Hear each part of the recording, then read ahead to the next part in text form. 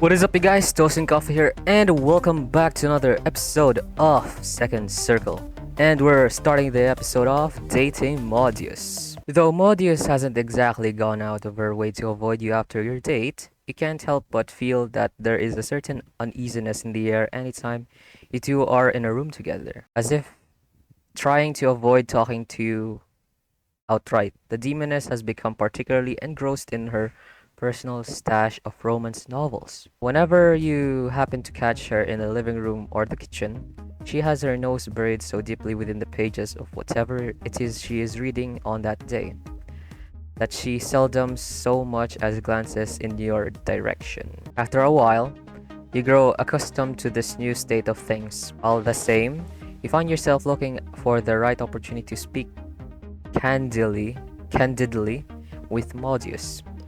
As it were, this opportunity presents itself to you on an otherwise ordinary night. Also, it's another date night. The evening is verging on the cusp of night, and everyone else in the house has either gone to bed or occupied themselves with terrorizing the town under the veil of moonlight. You had been hoping to catch a lazy, late night movie with someone, but have learned better than to wake a slumber demon over something to trifle. Unable to sleep, you are moping through the house when you find Modeus sitting next to the bay window in the kitchen, using the ambient light from the street lamp to read her book. Oh yeah. That's Tango? Tango beneath the moonlight, clutched tightly in her hands. The demoness doesn't look up at you right away. You aren't sure if this is because she is so engrossed by her book that she has geniusly not noticed you, or if she's pretending, perpetuating the habit of playing you no mind. Either way, you decided to approach. You're up late. Wouldn't be the first time. Hang on. Just a few more chapters. You're already done? Didn't you just pick up that book the other day? Yes. Why? I'm just surprised. I didn't expect you to be such a voracious reader. I'm not, usually. But these books are so captivating. Oh? How so? Modeus doesn't answer right away, allowing silence to permeate. Against the lamplight, you can see her cheeks reddening. As you struggle to figure out how much an unconscious question could elicit so strong a response, the demon tears her attention away from her novel and looks at you with narrowed eyes. All of a sudden, she shuts her book with a loud snap and turns to face you with her whole body. Taker. Yeah? Why are you up so late? Not that I'm complaining, mind you. But this isn't actually how I pictured us staying up late together. Well, I was hoping to catch a movie with someone. Movie couch date. But everyone's asleep. I figured you'd already gone to bed too. So I just came in here for a late night snack. I see. Well, sorry? What's the movie, Taker? Oh, I don't know. It's late and a weekday, so they usually only have the cheesy stuff. But I thought it might be fun to just head down there and see what's playing, you know? Uh-huh. It's not terribly exciting, I know. But, do you want to go, Modeus? Spending time together in a dark room with the sound of a movie we don't particularly care about, masking the noises we make together. Sounds like fun. When do you want to go? I've got my keys right here, so now... Alright then, let's go. Though unexpected, you are glad of the sudden turn of events. On your drive down to the theater, your thoughts dwell upon the previous date at the spa and Modeus' unorthodox mannerisms. Perhaps now you'll have an opportunity to get to the bottom of Demon's strange behavior. But it would be wise to broach the topic prematurely. No, you shouldn't wait until the right moment. If only you knew what the moment looked like. Soon, you arrive at the theater. An empty parking lot laid you out before you. Just as expected, the weeknight crowd is sparse. Normally, it might take you some time to find a spot, but tonight you're able to park right up next to the front door without issue. Wow, that's a nice looking entrance. You and Modeus approach the ticket counter with your eyes glued to the schedule. We'll take two tickets for Eliminator. Resurgence? Really? Yep. It's perfect. Nice and loud. Nice and loud, she says. I wonder what that means. Wordlessly, the bleary-eyed cashier behind the counter hands you your tickets. It's obvious that she can't wait to get you out of her sight, so you and Modeus quickly head inside. Snacks? Of course. What would you like? Do you think they have any pomegranates? Fruits. In movie theaters. Oh, okay. I'm sorry. Pomegranates? Yeah. Modeus, I don't think... Can you at least ask? Alright.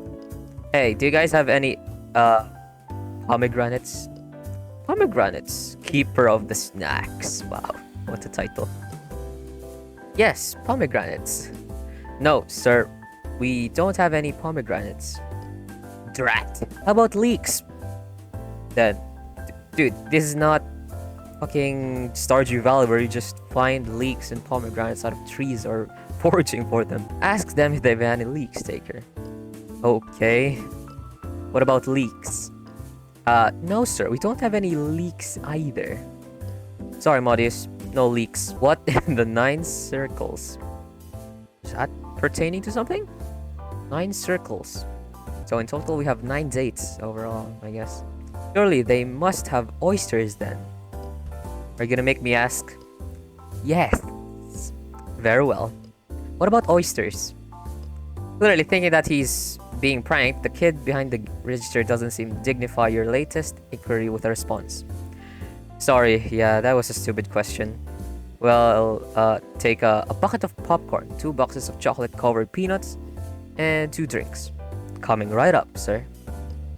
The young man steps away from the counter and returns a moment later with your desired snacks. Oh my! Are those... legumes? Legumes? What? Yes? You didn't tell me they had legumes. I'll take it you like peanuts. They are my favorite. You pay the man and head into the theater with Modeus bouncing happily at your heels. Unsurprisingly, the theater itself is just a barren at the sparkling lot outside. Where do you want to sit? Apparently the movie theater is empty and we can sit anywhere you like. How about there? Where? You're not pointing anywhere. That's a little close to the screen, don't you think? The closer the better, right? I guess. But I'm not sure I need to be close enough to count the actor's pores, do you?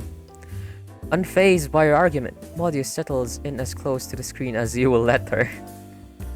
Unfortunately, the seats themselves recline, otherwise you'd surely work up a severe kink in your neck from looking up at the screen. Just as you finish nestling in next to Modeus and cracking open your boxes of chocolate-covered peanuts, the movie begins. Where's that? Look at those chocolate boxes. Right on time. Shh! You fall into silence for the first portion of the film, thinking that perhaps you should give it a chance. But as Act 2 rolls around, it becomes clear that's going to be nothing more than a low-brow action film remake. Boredom quickly sets in. Look at her, she's so engrossed into the movie. Soon, even the explosive action set pieces do little keep your attention, and you find yourself stealing frequent glances at Modeus. She too looks unenthused by the movie. Hey, Modeus? What is it, Taker? Finally, ready to make a move, are we? I've been meaning to ask. Is everything okay? That's not what I expected to say, but alright, I'll bite. What do you mean? Well, while our spa day was fun, I couldn't help but notice you seemed a little bit off. Off? You seemed a little hesitant to get out of the car at first. And then when we go inside, you calmed up completely and wouldn't say a word before unilaterally deciding on the couple's massage. Not that I'm complaining necessarily, but you do have to admit that seems weird, doesn't it? On top of that, you've hardly said 2 words to me since then. If I've done something wrong, I'm terribly sorry. Oh, no, you haven't done anything wrong, Taker. Alright, I'll admit, I've been acting a bit strange. Strange, she says. Is there anything you'd like to talk about? Yes. And no. It's complicated. If you'd rather keep it to yourself, I understand. That's just the thing, Taker. I've been keeping this to myself for so long, I feel like I'm going to explode.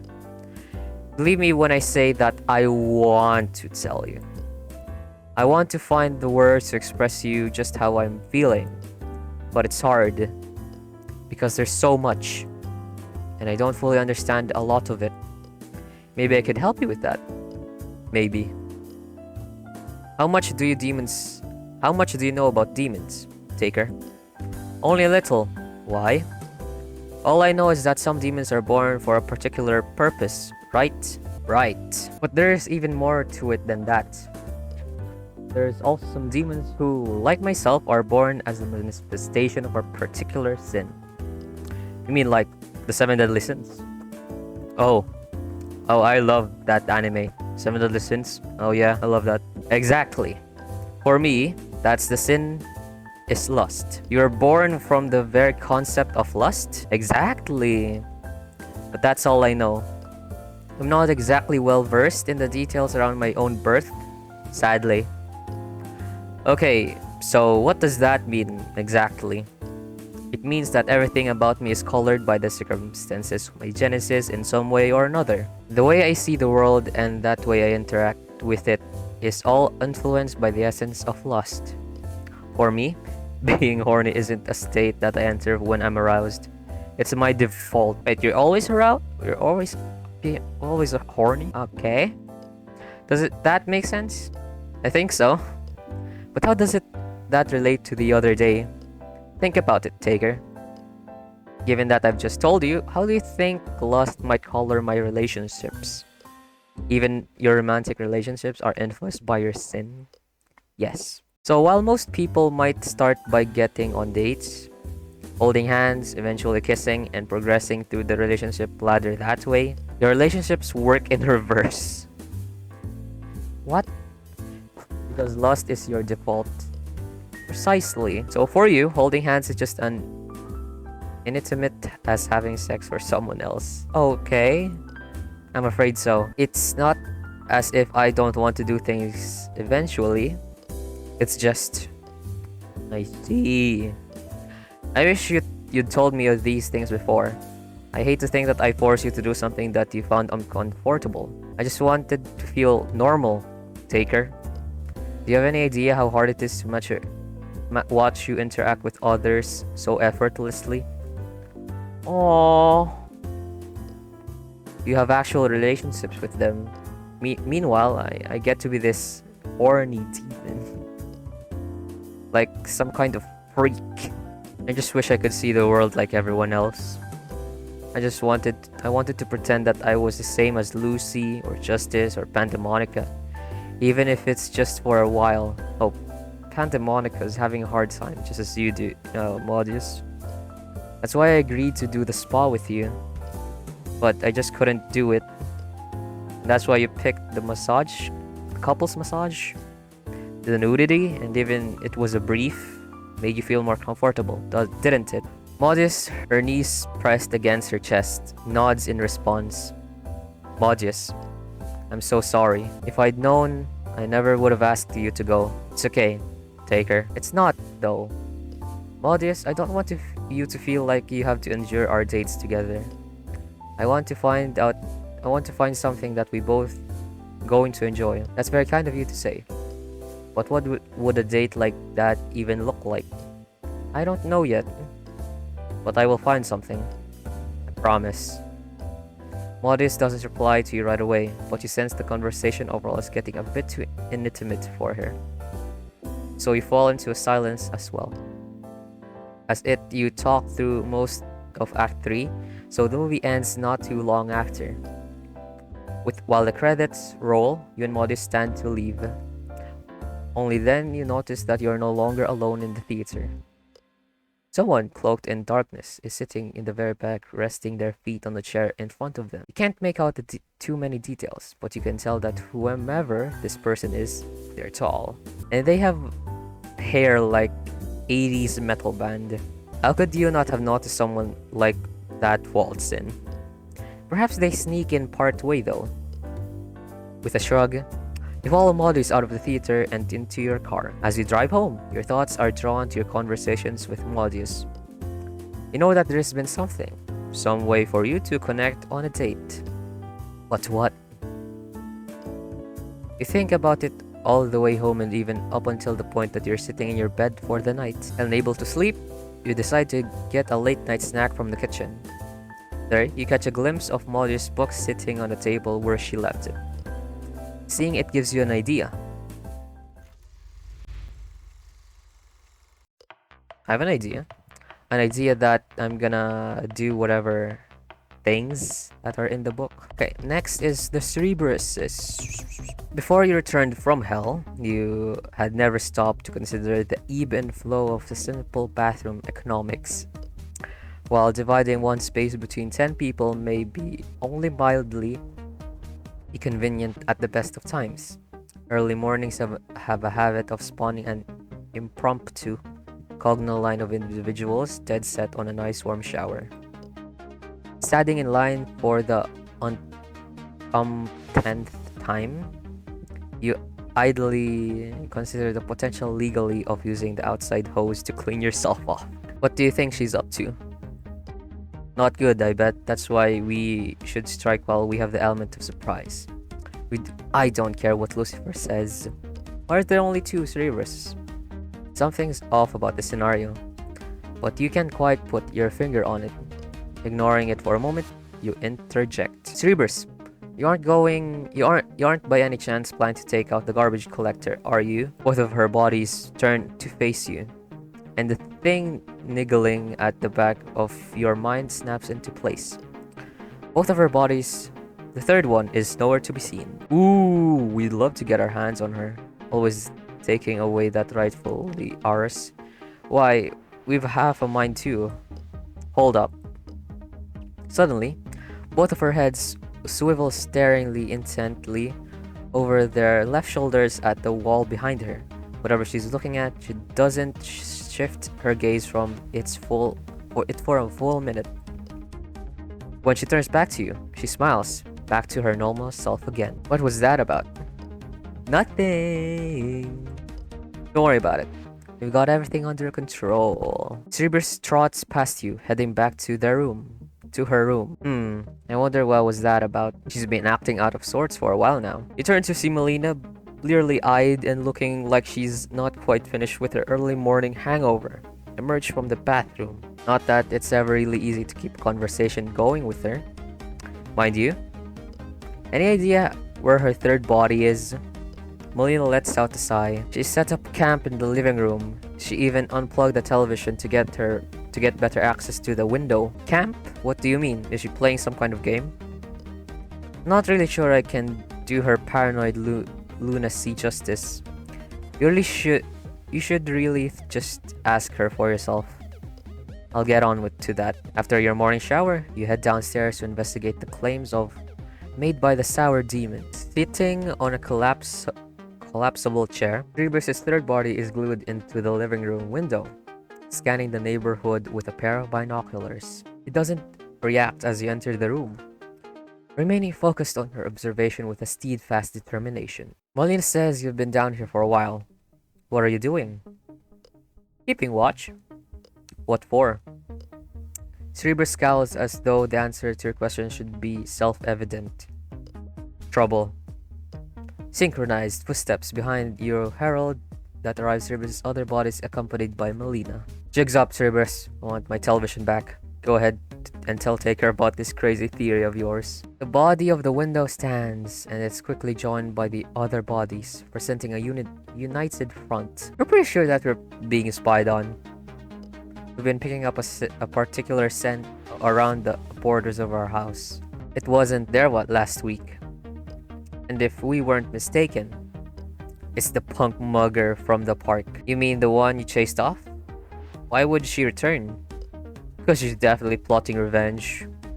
Yeah, it's definitely Beelzebub against us for whooping her butt back at the park. It's only a matter of time before she strikes. We can't let her forward her schemes. How do you know? Have you ever met her before? Well, no. But there's something about that just rubs us up the wrong way. We can't really explain it, but we know she's up to no good. So we're keeping watch for any sign of her, and we're gonna teach her a lesson if we see her again. This rampant paranoia is certainly out of the sorts for Cerberus. Look over to Melina, whoever corkscrew her finger beside her head, non-verbally cluing you in on her own personal opinion of Cerberus' mental state. Well, there's only one thing for it then. Let's go find her. What? What? If it's causing you that much worry, why don't we go and address the source of the problem? Bletch, count me out of this adventure. Urban exploration doesn't really fit my aesthetic. Besides, I wanted to get shanked. I'd do it in the comfort of my own house. Thank you very much. As you put your shoes, Melina pulls you aside. You can't be serious about doing this. And why not? If it snaps Cerberus back to normal, what could be the harm in indulging her a little? Cerberus she's not the same as the rest of us. She can get focused, scary even, when she's on the rampant warpath. Just don't get in between her and whoever she's hunting. If it comes to blows, she'll literally go right through you to get her quarry. I'll keep that in mind, but hopefully we can resolve this peacefully. What the hell is this music? It's amazing. Waving goodbye to Melina, Edu and Cerberus take to the streets. It isn't long before one of her bodies picks up the scent of the voyeur, and she gradually leads you further and further away from home. The nose of Cerberus leads you through the decrepit buildings, abandoned parking garages, and thrift stores, back with the unwanted detritus of generations. Eventually, Cerberus halts outside a rundown nightclub. Its walls plastered with faded posters advertising indie bands long since lost the sands of time. Sniffing the air, she leads you down a tight side street and onto a sparsely populated plaza. The turtle gets confusing here. Can't make out the sand clearly past here. Too many people. She wrinkles her nose, and way too much spray on deodorant. So, is this it then? We can't find her? What do we do now? Oh no, I'm sure she's around here somewhere. We're gonna keep looking. A cheer goes up from a nearby throng of people. Clustered around an obscure object, intrigued, you and your Cerberus move closer to investigate. There, at the center of a motley crowd, the stranger holds court from behind a cheap card table. Step on up, place a wager, win a prize. Only valuables, no organs, invoices, or IOU, if you please. Hurriedly placed tourist plaza and a handful of crumpled bills on the table, a gesture reciprocated by the stranger, who adds her own considerably larger stack of cash to the pot. Now, the rules are simple. It's so easy even a child can win. Just keep your eyes on this here bead. I'm familiar with this game. She'll move the bead around beneath cups or shells, but she'll secretly swap the bead between shells where the other player can't see. A strange glow scuffs Cerberus' eyes, and her normally playful tone sharpens to a razor edge. I know how this works. She's about to cheat. Watch carefully. There. Whatever happens, it was too fast for you to pick up out at the distance. But Cerberus watches the game progress with rapt focus. She's moved the bead entirely. There's no way for her opponents to win the game. The two of you observe the stranger win game after game, cheating the tourists and the other passerbys out of everything remotely valuable they might have. With every valuable lost to the figure, Cerberus' gaze darkens. Not fair. You lie and steal from the other demons all the time. Oh, she is a demon. She's a demon. Why do you care about one mortal doing it to another? Besides, aren't you in favor of the widespread corruption of humanity? Cerberus shakes her head, like a horse trying to dissuade a persistent and irritating fly. I, yes, but something's wrong. Just looking at her is making our hackles stand up. We have to get to the bottom of this, even if it means tracking her down. If we're going to catch her, we need some kind of plan. She's obviously adept at running scams. So I'd bet already. I'd bet already has an escape route planned. I know. We'll split it up. I can cover 3 times the ground that you can. How do I communicate or call you? That's easy. Just whistle. Okay, I whistled. In hindsight, that seems obvious. Alright, if you go in first, I'll tail behind. She might just let her guard down if she believes you're acting alone. Cerberus nods. Alright, on 3. Ready? 3. At your signal, the hounds of hell charge forward, striking towards the stranger like many bolts of lightning. Immediately, the stranger head swivels around, seeing 3 demons bearing down on them. The stranger curses, hurling the card table at this approaching Cerberus in an attempt to slow her down. The cloaked figure darts down a nearby alleyway. Thinking quickly, you dash into an alleyway parallel to the strangers. Utilizing your length stride, you make it to the street in no time. You turn left and sprint at the last block, placing yourself at the exit to the hallway of the alleyway of the stranger escaped through. Arms wide, you brace for impact, but no one's there. As you look around in confusion, you notice a single dark aperture in the grimy wall.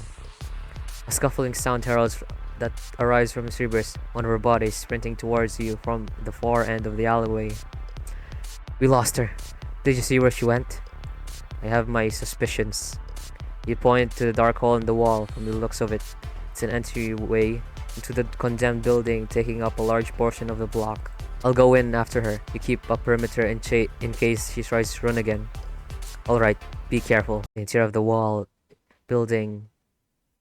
of the building is dank and musty. From what little you can make out in the gloom, it was mostly likely a hotel at some point in the distant past. You move silently through the rundown building, eyes peeled off for any sign of Black Cloak, a largely futile effort against darkness. The only source of light through the building comes from a boarded-up windows. They're barricades meant to keep out people, not motes of light. I won't care if I need. At the sound of the voice, you flatten yourself to the wall, peering around the corner. You just make out a tattletale glimmer of a cell phone against the blackness. Straining your ears, you find you can barely make out what the stranger is saying. I think I've given up the slip, but I don't know how long it'll last. That damn mutt knows will find me if I don't get help soon. Send Bell over now, or I'll swear I'll what? The tone dims as the line drops, leaving the stranger alone in the dark. As she mutters vitriolic string of curses, you began to take slow, careful steps towards her, picking your way over the detritus carefully. You close the distance, nearing your target, breaking into a run. The stranger turns around at the sudden sound, but it's too late to do anything as you tackle her and send both of you tumbling to the ground. You grapple with her for a moment and manage to grab her wrist as she pulls her knife on you, halting its trajectory. The stranger writhes like a landed eel, desperately twisting and trying to escape your grip. Your hold remains firm, however, and despite the ferocity of her initial attempt to free herself, struggles of the stranger soon diminish to the occasional token wiggle. You and I have an account to settle. Oh, let me guess. You want your wedding ring back? No. No, wait. I must have taken your visa a while back. Hmm? Guess again. Hmm. Did you hit me with your car last week? I'll admit, I may have played up the lame leg a bit, but it's all fine now. Why do we say we just let bygones be bygones, eh? I know you've been swooping around my house, whatever you're after. I guarantee it's not worth the trouble. Ah, now I remember. You're the gorilla I tried to mug in the park. She called me a gorilla. Not my finest work, I'll admit, but it had been a slow day. Don't try to change the subject. Why are you spying on us? I haven't the faintest idea what you're on about. You can't play dumb with me. I know what I know you've been watching our house for the past few days. I guess there's no point in reasoning with a crazy person. What if I give you something nice? Hmm? I cut you in some sweet bling if you let me mosey out of here before the hellhound shows up. The stranger rummages inside her sleeve and pulls out several gold-trimmed trinkets from the folds of fabric. You'll love these. You're big music fans, right? These are special backstage passes for underground sensational Satanas. Never heard of her. Do you live under a rock or something? Satanas is the hottest thing since sliced bread. She's the underground sensations that will very soon be taking the nation. If she has to pay a charlatan like you to promote her, I wouldn't count on her being a breakout hit. Go and check her out for yourself if you don't believe me. You let me go, I can give you these. I can give you a sweet deal on these little darlings. She bobs the tickets up and down enticingly. I don't think so. After I call Cerberus in to satisfy her curiosity, I'm going to make sure you're turned into the proper authorities. Wait, turn me in? Yes, isn't that what you typically do with cheats and swindlers? Whoa, hey now, let's not be hasty over here. Do you have an idea what exactly you're dealing with? Who I even am? You don't have a clue, do you? Well, you have that hellhound running at your back and call, but I'll have you know I'm bosom buddies with the queen of the underworld herself. Wait, you are in ties with Lucifer? Excuse me? Your surprise slackens your grasp of the stranger just enough for her to act. Shedding her cloak like a second skin, the stranger barrels for the open doorway. As she runs, you catch a glimpse of her white hair. Are those horns? Thinking fast, you stick your fingers in your mouth and whistle a sharp, shrill blast. The stranger makes it out to 5 feet of the doorway into the beyond the Cerberus rams into like her some sort of intercontinental scam seeking missile. The force of the charge sends the two white-haired figures stumbling down the alleyway. Cerberus' other two bodies round the corner of the alley, closing the distance. Oh, she looks like Cerberus too. Between the three of us, Cerberus quickly pins the stranger to the alleyway, one body restraining each of the stranger's arms. Wait, Cerberus, she's a demon as well? Cerberus' lips go back from her pointed teeth as she growls out a retort. Obviously. Cerberus turns her attention back to the strange stranger. You got a lot of nerve showing your face in this town again after I sent you packing last time. It's in my nature. I'm like you, a creature of habits. You don't know anything about us. More than perhaps you'd like, mutt. Tell me, does your mistress let you sit at the table while with the real demon yet? Or do you have to resort to begging for scraps from your elders and betters? Cerberus' chuckles go white, but her voices remain eerily calm as she looms over the stranger. You know, I don't even know what happens to you if you die in this world. But what do you say? We find out together. Cerberus, that's enough. We still don't know. In unison, all three heads snaps around to you. Baleful fire kindling in their eyes. Back off, mortal. I'll have not you infringing upon my duty. Teeth bared, the body not currently hiding, the stranger leans down towards her expression throat. Exposed throat.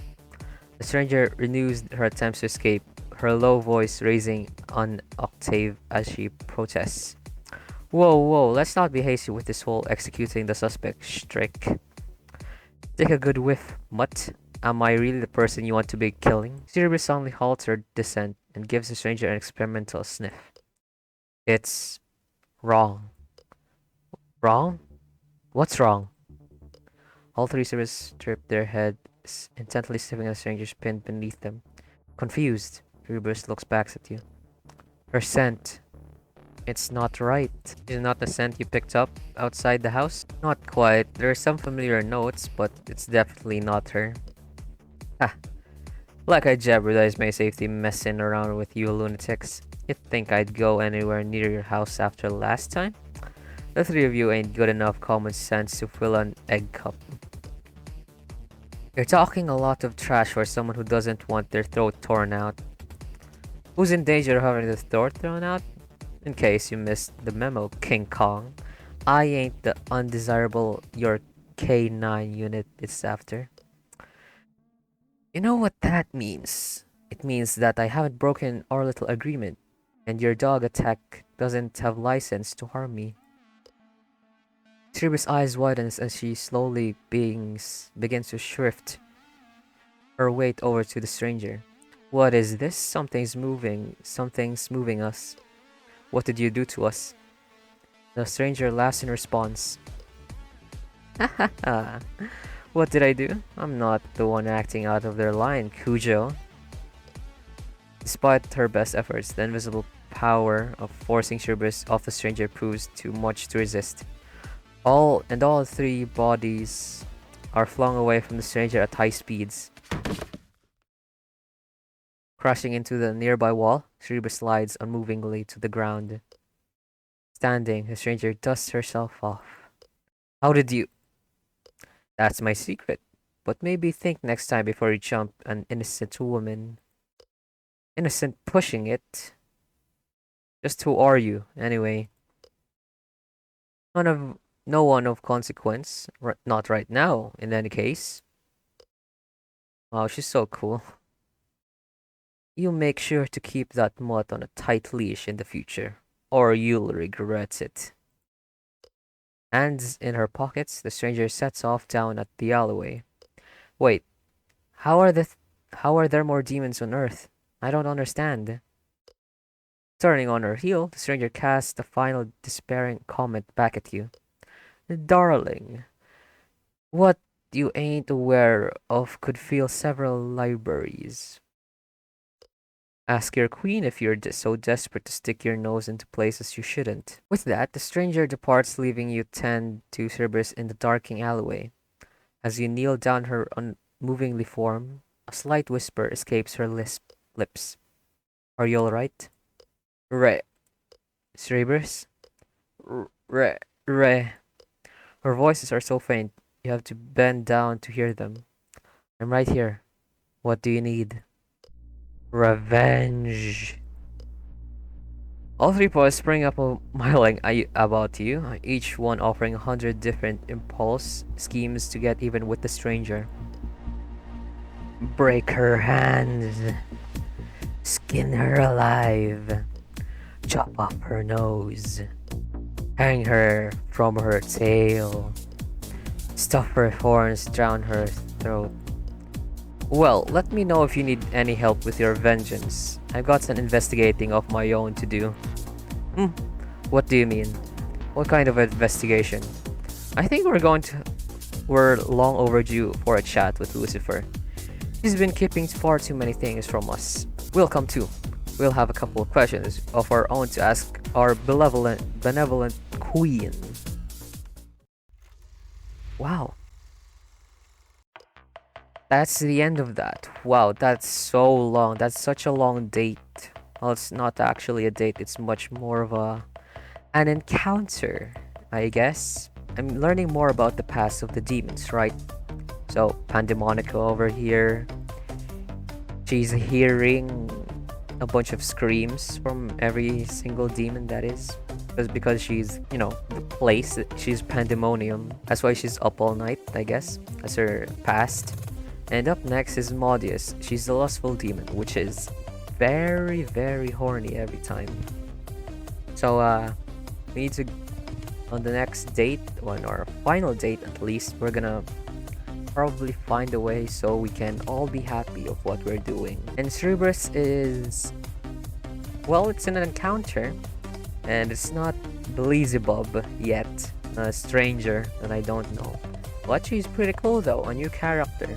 So on the next date, we're gonna be dating Molina and Zedrada. So yeah, thank you guys so much for watching, and please do subscribe to my channel, comment, like if you like this episode or any other episodes of Second Circle. And yeah, thank you guys so much for watching, and hope you guys stay toasty, everybody.